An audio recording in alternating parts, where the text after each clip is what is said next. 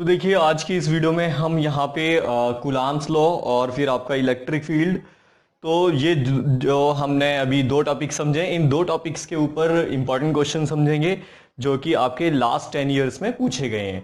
तो आपको हमेशा याद रखना है, थ्योरी के साथ साथ आप कोई 10 ईयर जरूर करें। तो जैसे कि मेरे पास यहाँ पे MTZ की 10 ईयर है, तो इसमें टॉपिक वाइज आपके जो इंपॉर्टेंट क्वेश्चन है वो दिए हुए हैं। मतलब जो आपके 10 ईयर में पूछे हुए क्वेश्चन है वो टॉपिक वाइज दिए हुए हैं। तो अच्छी बुक है, तो मैं इस बुक से आपको जो क्वेश्चंस हैं वो यहाँ पे करा रहा हूँ। तो देखेंगे यहाँ पे सबसे पहले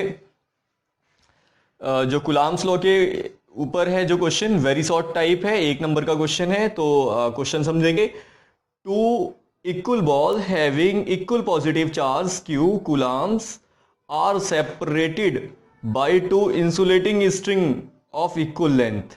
What would be the effect on the force when a plastic sheet is inserted between the two? तो देखिए जैसा कि इस क्वेश्चन में कहा जा रहा है कि पहले आपके पास यहाँ दो आपकी बॉल हैं और ये किसी इंसुलेटिंग स्ट्रिंग के द्वारा कनेक्टेड हैं, दोनों एक जैसी है और दोनों के ऊपर चार्ज जो है वो इक्वल है। पहले इनके बीच में एयर है, तो एयर है तो आप फोर्स बता सकते हैं कि इन दोनों के बीच में लगने वाला फोर्स क्या होगा। सपोज डैट, क्योंकि उन्होंने डिस्टेंस गिवन नहीं दे रखा है, तो इसका मतलब आप जब डिस्टेंस नहीं दे रखा है तो आप यहाँ पे आर इनको कंसीडर कर लीजिए। तो फोर्स कितना होगा तो आप बता सकते हैं फोर्स इन एयर। तो एयर और वैक्यूम को यहाँ पे लगभग इक्वल कंसीडर किया जाता है क्योंकि इनके बीच में हल्का फुल्का सही अंतर है। तो इसका मतलब फोर्स में भी थोड़ा बहुत ही चेंजेस होगा वैक्यूम और एयर में। तो हम फोर्सेस को एयर के फोर्सेस को वैक्यूम के इक्वल ही मानते हैं। तो इसका मतलब फोर्स इन वैक्यूम या और फिर एयर, दोनों में से कुछ भी कहें आप, कितना होगा 1/4 pi epsilon not Q by R square. तो इसका मतलब यहाँ लगने वाला फोर्स आपका ये होगा। तो अब ये तो था आपका एयर के बीच, लेकिन अब एयर के बीच एयर को हटा के यहाँ पे कोई अदर मीडियम रख दिया जाए, जैसा कि इन्होंने बोला है कि यहाँ पे प्लास्टिक सीट को फिक्स कर दिया जाए। तो इसका मतलब एयर को हटा के यहाँ पे इन्होंने प्लास्टिक को लगा दिया है इनके बीच। तो अब फोर्स कितना होगा, फोर्स इन प्लास्टिक,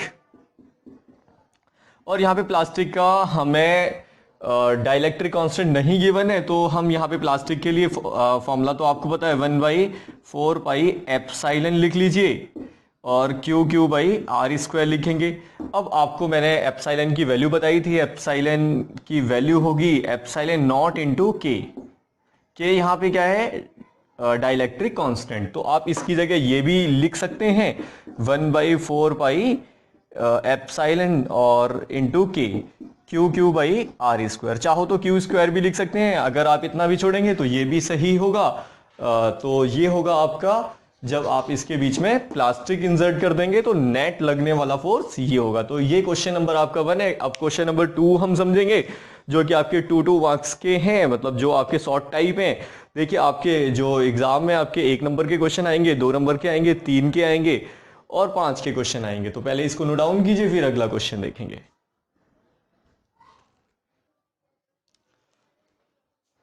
तो देखिए ये है आपका क्वेश्चन नंबर 2 जो कि शॉर्ट टाइप है और यहाँ पे 2 नंबर का क्वेश्चन है।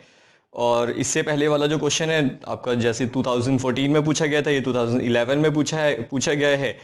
तो जरा यहाँ पे समझेंगे कि plot a graph showing the variation of Coulomb's force F versus 1/R square, where R is a distance between the two charges of each pair of charges is given।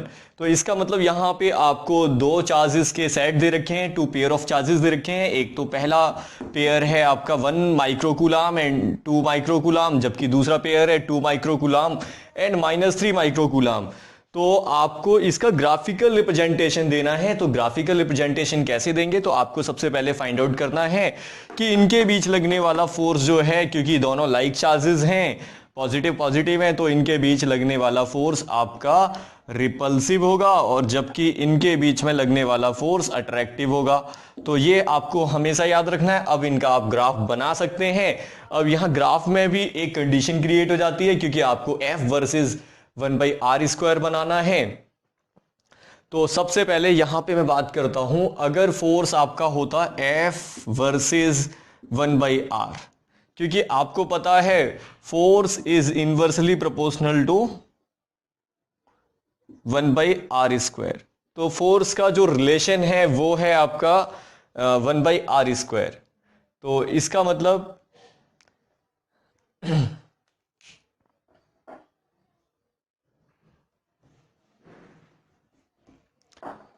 तो देखिए यहां पे जैसा कि यहां एक कंडीशन क्रिएट हो जाती है कि आपको ग्राफ जो बनाना है वो बनाना है फोर्स वर्सेस 1/r²। अगर आपके पास में आपको ग्राफ बनाना होता फोर्स वर्सेस r², तो आप उसका ग्राफ बड़े ही सिंपल वे में बना सकते थे। कैसे बना सकते थे तो वो जरा समझ लीजिए। तो यहां मैं दोनों की बात करूंगा, एक तो force versus r²। Suppose date हमारे पास क्वेश्चन 1/r² का है, लेकिन F वर्सेस r² होता तो कैसा ग्राफ बनता, साथ साथ में हम ये भी देखेंगे। लेकिन जो सॉल्यूशन जो आपको करना है वो ये वाला होगा, क्योंकि ये कंडीशन पूछी गई है यहाँ पे। तो F वर्सेस 1/r²।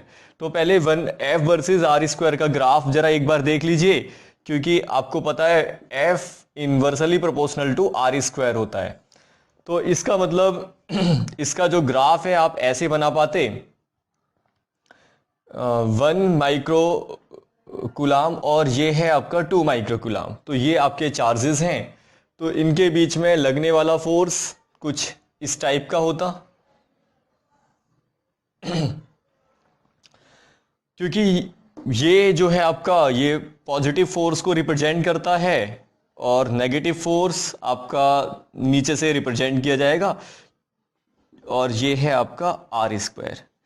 तो इसका ग्राफ कुछ इस टाइप में बनाते, और क्योंकि अब ये जो है तो इसका ग्राफ आपको कुछ इस टाइप में बनाना होता, क्योंकि आपको पता है इनवर्सली रिलेशन के लिए आप ग्राफ ऐसे बनाते हैं, ठीक है। लेकिन यहाँ पे आपको F वर्सेस 1/r² बनाना है। तो याद रखेंगे जब कोई चीज आपकी रेसिप्रोकल हो जाएगी तो उसका ग्राफ जस्ट अपोजिट हो जाएगा।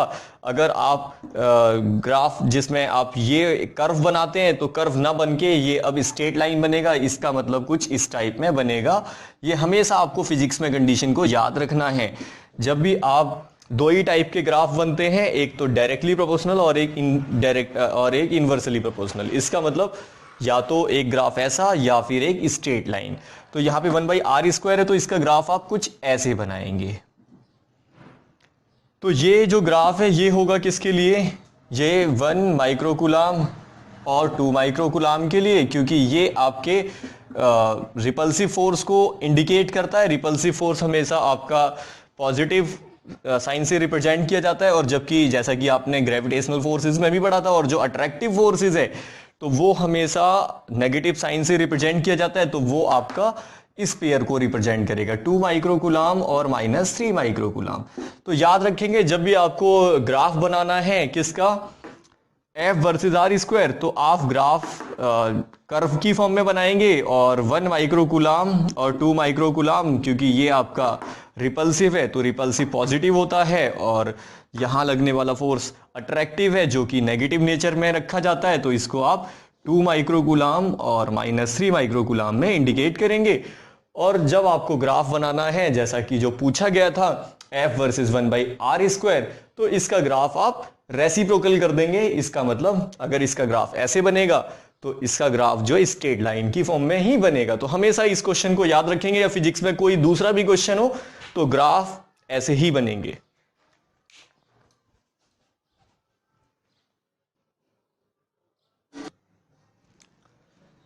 तो देखिए अगला क्वेश्चन है, इसे जरा समझेंगे। क्वेश्चन है आपके पास में, ये इलेक्ट्रिक फील्ड से है। तो an infinite number of charges, तो देखिए यहाँ पे बहुत सारे चार्जेस हैं, इनफाइनाइट नंबर ऑफ चार्जेस हैं ईच ऑफ क्यू कूलाम। तो ये क्यू कूलाम के चार्जेस हैं, क्यू क्यू क्यू ऐसे आगे भी गए हुए होंगे। तो are placed along X axis, ये एक्स एक्सिस के अलोंग में प्लेस्ड किए गए हैं, और यहां पे कहा जा रहा है at X is equal to 1 पहला चार्ज जो है 1 मीटर दूर है, दूसरा चार्ज जो है 3 मीटर दूर है, तीसरा चार्ज जो है 9 मीटर दूर है, एंड सो ऑन। और ऐसे ही आगे चार्जेस हमें बताए गए हैं। Calculate the electric field at the point x is equal to 0। आपको इलेक्ट्रिक फील्ड बताना है जहां पे ये जो पॉइंट है x इज इक्वल टू 0, यहां पे आपको इलेक्ट्रिक फील्ड बताना है इस चार्जेस की वजह से, इसकी वजह से, इसकी वजह से, और जो इनफाइनाइट तक जितने भी चार्ज रखे गए हैं उन सब की वजह से यहां पे कितना इलेक्ट्रिक फील्ड बनता है, ये आपको बताना है। तो देखिए कैसे फाइंड आउट करेंगे। सभी चार्जेस जो है एक ही साइन के हैं, यहां पे हमें ऐसा भी दिया गया है। 2009 में ये क्वेश्चन पूछा गया है। तो जरा समझते हैं। सबसे पहले जब आप इलेक्ट्रिक फील्ड बताएंगे तो इस पे कितनी इलेक्ट्रिक फील्ड होगी। देखिए इस चार्जेस की वजह से होगी E1, और इसकी वजह से हमने कंसीडर किया ये है आपका E2, और इसकी वजह से इलेक्ट्रिक फील्ड जो है आपका वो होगा E3। तो ऐसे ही आपका electric field and so on up to infinity. तो ये हो जाएगा आपका इन्फिनिटी तक। तो अब जरा देखेंगे E इज इक्वल टू, क्योंकि इसकी वजह से इलेक्ट्रिक फील्ड, देखिए इलेक्ट्रिक फील्ड का फॉर्मूला क्या है, तो ये है आपका 1/4 पाई एप्सिलॉन नॉट, क्योंकि ये एयर में ही है। जब नहीं बताया जाएगा तो एयर ही या वैक्यूम ही मान के चलेंगे, जब बताया जाएगा कि कोई मीडियम है तो आप फिर आप एप्सिलॉन यूज करेंगे। तो Q/r²। तो ये है आपका इलेक्ट्रिक फील्ड का फॉर्मूला। तो याद रखेंगे फोर्स और इनमें बस थोड़ा सा ही अंतर है। फोर्स का जो फॉर्मूला है वो ये हो जाता है, क्योंकि वहां दो चार्जेस लिखने होते हैं, Q1 Q2/r²। तो यहां पे एक चार्ज नहीं होता, क्योंकि आप जो electric field intensity unit positive charge से इंडिकेट करते हैं। तो देखिए कितना होगा E1 जो है, आप इनके बीच में इलेक्ट्रिक फील्ड को फाइंड आउट करें। 1/4 pi epsilon not Q/r²। r² कितना है, 1 का स्क्वायर। ऐसे ही फिर आप यहाँ पे E2, अब इसकी इलेक्ट्रिक फील्ड कितनी होगी, 1/4 pi epsilon not Q/ distance है इसका 3 का स्क्वायर। ऐसे ही 1/4 पाई, अब ये इसकी वजह से इलेक्ट्रिक फील्ड कितना होगा, तो 1/4 पाई एप्सिलॉन नॉट Q/ जो आपके पास यहां से यहां तक का जो डिस्टेंस है वो है 9 का square, plus dot dot dot and so on up to infinity. तो ये जा रहा है आपका इन्फिनिटी। तो यहां से आप कॉमन ले सकते हैं कितना, Q/4 पाई एप्सिलॉन नॉट, बचेगा आपके पास 1 का स्क्वायर, 3 का स्क्वायर, और यहां पे 1/9 का square, dot dot dot and so on. तो ये आपके पास बचा हुआ है। अब आप इनको सिंप्लीफाई कर लेंगे, क्योंकि ये जीपी सीरीज बन चुकी है, जिसमें आपको ए तो पता है, ए कितना है 1, और आर कितना है, आर बता सकते हैं A2/A1। तो 1/3 का स्क्वायर, 1 का स्क्वायर, तो यहाँ पे 1/9 आ जाएगा। तो आर आपको पता है 1/9 है। तो इसे इतना लिखिए, थोड़ा सा मुझे इसको रब करना होगा।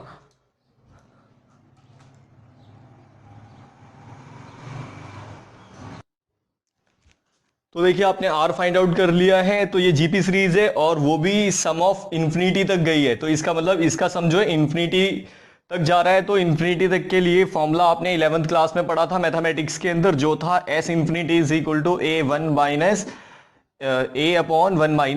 तो ये फॉर्मूला था इसका। तो आप ये बता सकते हैं। तो E इज इक्वल टू ये हो जाएगा Q4 पाई एप्सिलॉन नॉट, और ए जो है आपके पास कितना है 1, तो आप 1 लिख लीजिए। 1 - r जो है आप फाइंड आउट कर चुके हैं, 1 - 9। तो ये है आपके पास, ये आपने फॉर्मूला पुटअप कर दिया इस सब के लिए, जो था A1 - r। तो इसका मतलब बस आप इनको सिंप्लीफाई कर लीजिए, Q4 पाई एप्सिलॉन नॉट, अब 1, और ये 9 - 1/9। तो इसका मतलब 9 को ऊपर शिफ्ट कर दीजिए, ये आएगा आपके पास Q/4 पाई एप्सिलॉन नॉट, और 9 ऊपर शिफ्ट होगा, 9/8। ये होगा आपके पास टोटल सॉल्यूशन। तो इतना इलेक्ट्रिक फील्ड होगा x इज इक्वल टू 0 पर।